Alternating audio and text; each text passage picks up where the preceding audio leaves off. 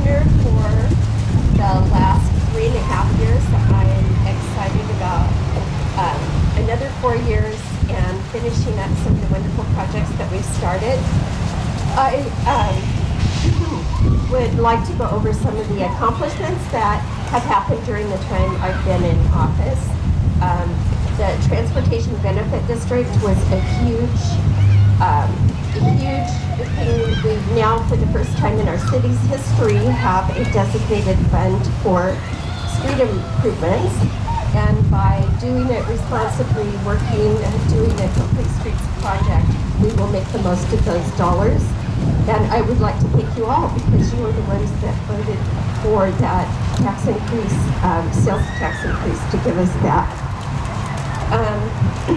I've been a 4-year chair of the Mason County Housing Coalition. During that time, we have worked hard to streamline the process of getting people off the streets and into housing.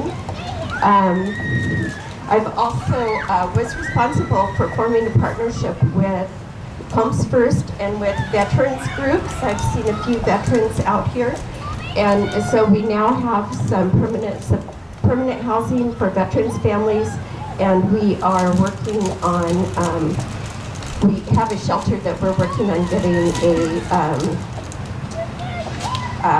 an agency to carry over the management of that.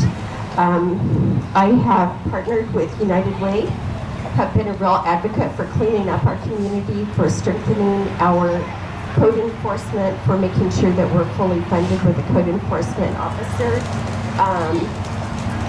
and also participated in last year's Day of Caring, which was a very popular program where we did a huge citywide cleanup. And as we clean up our city and have more city pride, it will be good for all of us. It will make our city more attractive to builders and to people who want to live here. I've also promoted zoning code changes to allow for pop-up businesses and food trucks. I've worked and spoke out in support of the behavioral health organization who is in the process of renovating the PUD, I'm dropping things, PUD building so that we have a facility for diversion treatment for drug addicted and for mentally ill people. The things that I'm working on that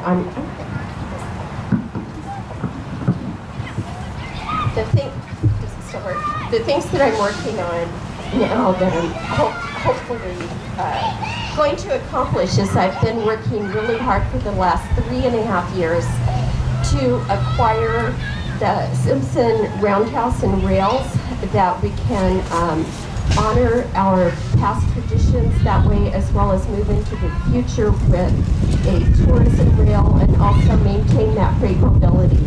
That infrastructure is something that will not be replaced if it's gone, and we're making inroads to attracting new business, and we have a tourism business ready to roll as soon as we're able to acquire those properties. Complete Streets is a project and a whole realm of work that we need to look at that is doing complete projects as we're paving. It's far more cost effective to put the other infrastructure in at the same time rather than going back and streamline and piecemeal it in later. I want to, and we're looking at, and I actually worked with Dan Murphy to do incentives for tiny homes and for more affordable housing, as well as ways of attracting the all price range of houses. We need to have a broad range. Let's see. One of the things that I want to speak about right now is I am advocating for and working towards getting on the ballot for November possibility of moving from a commission form of government to a council form of government that would open up our process for more people, more voices, more opportunities for our citizens to have more diversity in those that are making decisions for them. I think it's important, and I hope you will vote for me and vote for that. Thank you.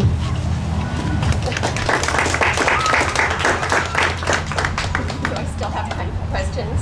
Where's Connie? Yeah, go ahead. Does anyone have questions? Yes. Tracy, of the expenditures done through the Transportation Improvement District, how much have they done putting pavement down on street surfaces? How much has been done using the money for other transportation related? For using that money, the amount expended so far of that fund? So far, we divided up and agreed to take certain percentages of the money that we build up through that fund. I believe that our paving per year is 40% of the fund. So that should be $100,000 for this year that we will be using to put pavement on the streets. The rest will be for grant match, and then we have 5% set aside for sidewalks and other improvements that come with that. But the projects need to be done total, a total project rather than a block here and a block there. Although we do some of that. Mr. Nippon? Yes. Do you have any plans on the table right now for addressing the water situation?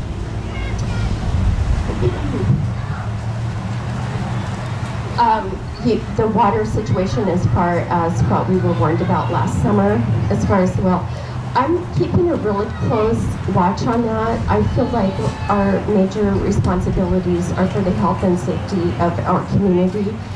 And so it seems as if we've gotten a bit of a reprieve, but at the time, if we do get more reports that we need to do something, I will be fully in favor of ensuring that we have safe and abundant water. Is that it? Oh, yes. This railroad project you mentioned, what would the cost be and where would those funds come from? The cost is will be determined as the project go by the scope of the project. As it is currently, the rails are under the ownership of Green Diamond, and we're negotiating with Green Diamond for those properties. The nonprofit that I'm involved with, the Peninsular Railway and Roundhouse Museum, is they're funded. We have funding for that. So initially, the startup costs, given the work that we need to do on the rails, we're looking at about $50,000 to start up. So mostly the case is just in the negotiations. So once those negotiations are complete, we'll be ready to get up and running. We're anticipating that revenues will be around $900,000 a year just from the tourism. And as we offer freight mobility through that, then that will open the door for more industry out at the Mill 5 area. So we're hoping to accomplish both of those.